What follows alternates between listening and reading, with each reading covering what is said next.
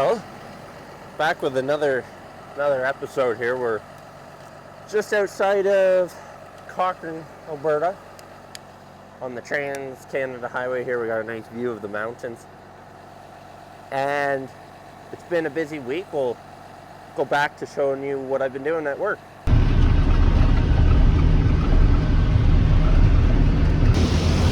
Alright, so we're back to combining here with the nice weather.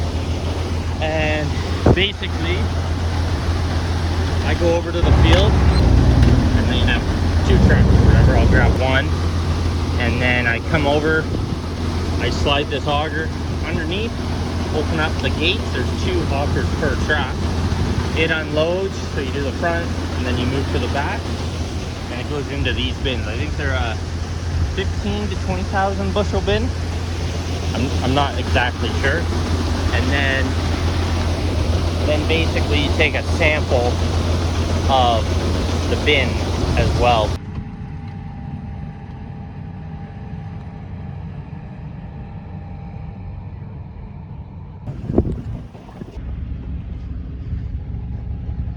Was stuck last night at 12:30 and now we're stuck again. A lot of soft dirt around here.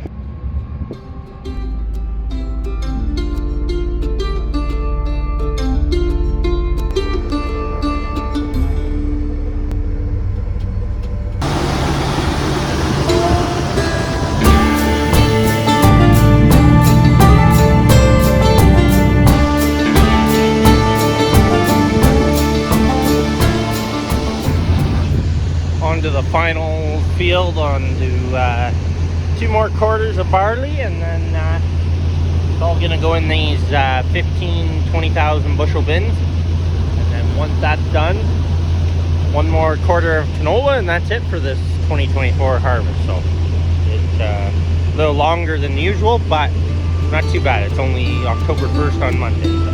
And then on to the sugar beets.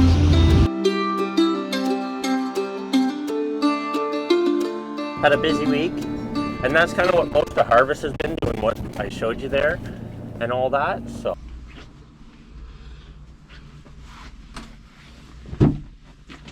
okay, with work being 95 hours last week and going to see some friends and having a bit of a social life Saturday night and Sunday there, it leaves very little time for other stuff. So there are many benefits to working 3-4 months hard and then taking a month off to see the world, but there's also a lot of sacrifice that goes into it.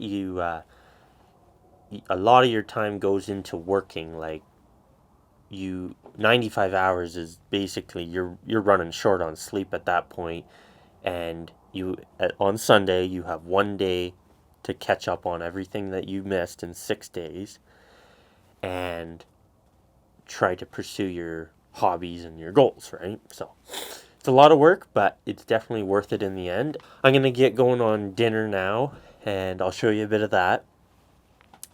I'm going to do, this week's going to be a little less. It's going to only be 7 chicken breast and pound of hamburger and a couple sausages will do for the week. I'll do that and get that all prepped, the meat's unthawing, and once all that's done, that's pretty much it for the end of the week. I got all my laundry done. It's very surprising how quickly you can get stuff done. It doesn't leave much time to relax and kind of whatnot, but that's what the month off is for. So I'm going to get started on dinner now.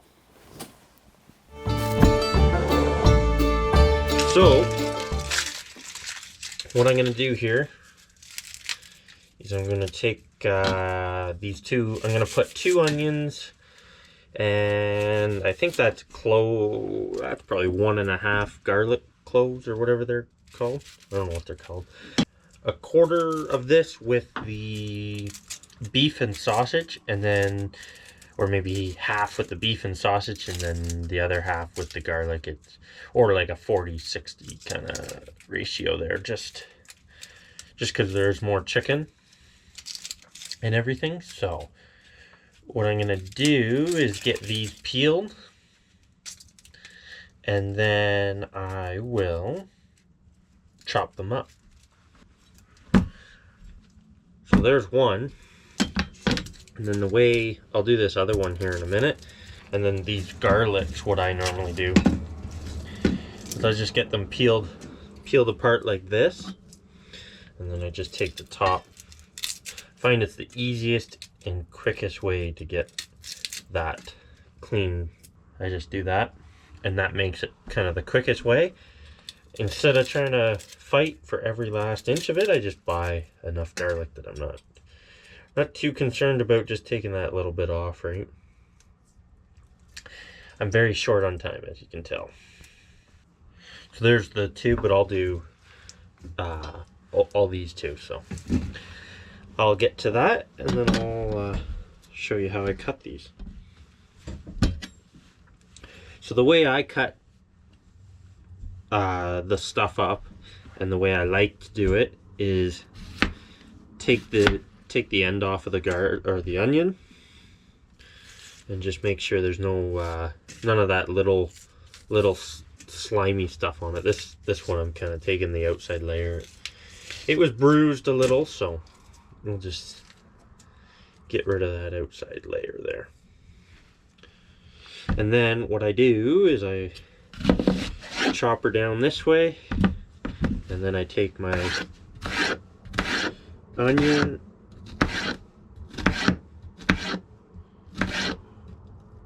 and go like that. And then when you flail it out, it makes it really nice and crispy for the pan. So that'll go in the pan and get distributed. Basically, I do that with the rest of this stuff. Once I peel this and get it all chopped up and everything. So once I get that all chopped up, what I'll do is I will take my garlic and onion, put a little bit of butter in the pan, and just get that brownness going on the garlic, and then I throw the beef in, I throw the sausages in their own pan, and then I throw the chicken in their own pan, and I cook it all up, and then I bag it up into individual bags. So I'm gonna get going on this cooking and get her done.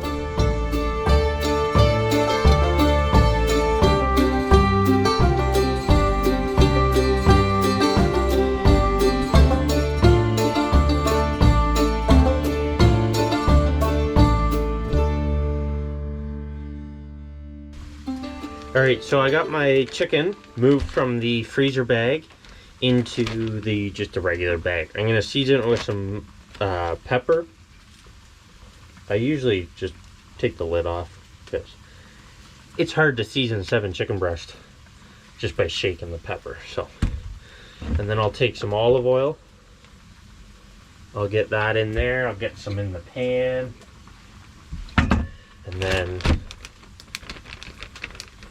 shake this up, and I will show you the end product.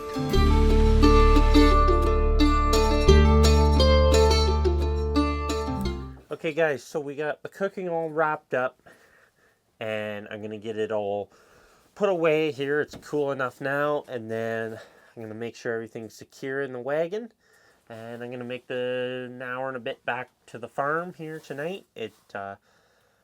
Try to get back before midnight, and then off to work tomorrow. And next weekend I'm gonna try that solution on the leak and see if it works. If it doesn't, we'll come up with another one, but I'm gonna do that next weekend. So if you like these videos, make sure to like and subscribe, and stay tuned for next week's episode. So thanks for watching.